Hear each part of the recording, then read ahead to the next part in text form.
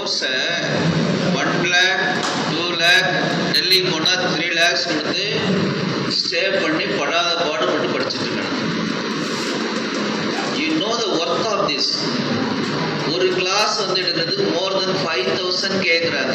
ஏன்னா அதில் அவ்வளோ டைம் ப்ரிப்பரேஷன் இருக்குது, அவ்வளோ டைம் மைண்டும் இருக்குது, அவ்வளோ சென்சிட்டிவ் இருக்குது. அது மட்டும் இல்லை, உனக்கு முன்னாடி காம்படிட்டிவாக காம்பிடன்ஸாக பேசணும்.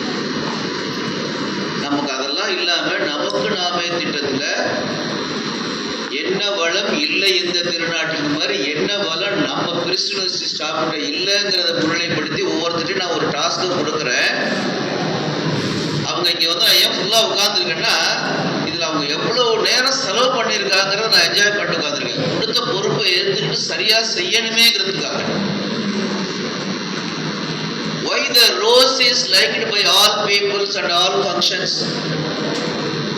அவ்வளோ ஃப்ளவர்கள் இருக்கும் பொழுது ரோஸ் மட்டும் ஏன் எல்லாருமே ஃபங்க்ஷனில் வைக்கிறாங்க சொல்லுங்க? ஃப்ளவர்ஸ்னாக்க அழகா இருக்கும், நல்ல மனம் இருக்காது.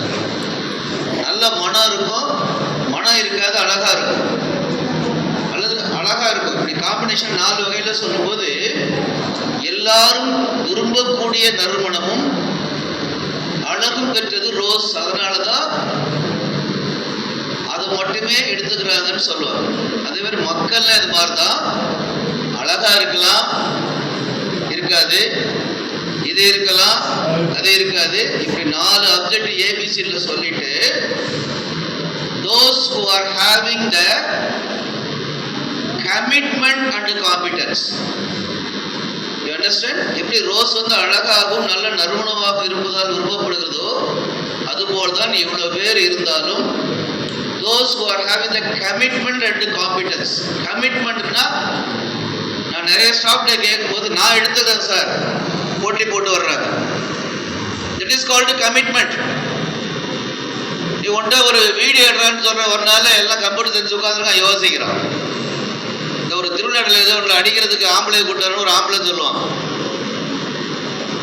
அந்த மாதிரி இல்லாம கமிட்மெண்ட் நான் செஞ்சுக்கிறேன்னு ஒவ்வொரு ஸ்டாஃப் முன்னிலைப்படுத்தினாங்க. அந்த ரிசோர்ஸ் பர்சன் சொல்ற அது மட்டும் இல்லை, அதை அவர் ப்ரிப்பேர் பண்ணி உனக்கு நேராக காம்பிடன்ஸ் எடுத்தது அதை சிறப்பாக செம்மையாக மாணவர்கள்ட்ட வந்து அந்த கேப் விடாம நான் பார்த்தேன். ஒரு 10 பேர் வேணா வெளில மைண்டு போயிருக்கலாம், மற்ற எல்லாரும் அட்டெண்டிவ் இருந்தீங்க பாருங்க. Really I am very happy.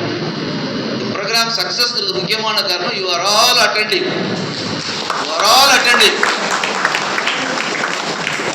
ஆனா அதை செய்யறதுக்காக அவரோட கமிட்மெண்ட் காம்பிடன்ஸ் இருப்பாரு. அதுக்கு நம்ம வாழ்த்தணும். அதை பார்க்கும் போதுல நீ அந்த லெவலுக்கு வரணும். காம்படிஷன் எக்ஸாம் நடத்தணும், ஓரல் வாங்கி இந்த இன்ஸ்டியூஷன் பார்த்துட்டு வெரி குட் ப்ரோக்ராம் பேப்பர்லேயே போட்டாங்க. உங்களுக்கு தெரியுமா?